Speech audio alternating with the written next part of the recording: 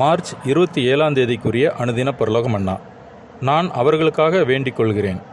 அவர்கள் எல்லாரும் ஒன்றாயிருக்கவும், ஒருமைப்பாட்டில் அவர்கள் தேறினவர்களாய் இருக்கும்படிக்கும், நீர் என்னில் அன்பாய் இருக்கிறது போல அவர்களிலும் அன்பாய் இருக்கிறதையும் உலகம் அறியும்படிக்கும் வேண்டிக் கொள்கிறேன்.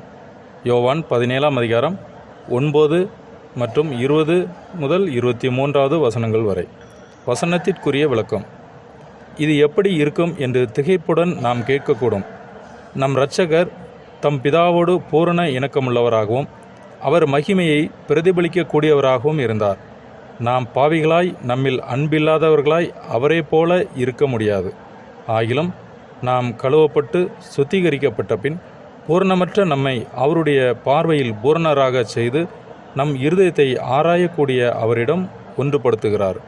நம் இருதயம் குற்றமற்றதும் பூரண சிந்தையுள்ளதுமாக மாற்றப்பட்ட பின் நம் பலவீனங்களிலும் நாம் அவர் சித்தத்தை நிறைவேற்ற உறுதியுள்ள மனமுடையவர்களாக அவர் பேரில் நம்பிக்கை வைத்து நடப்பது அவசியமானது. விழுந்து போன மனிதன் மீட்கப்பட்ட பிறகு தேவன் தம் அன்புக்கு பாத்திரமுள்ளவனாக அவனை அங்கீகரிக்கிறார். ஆமென்.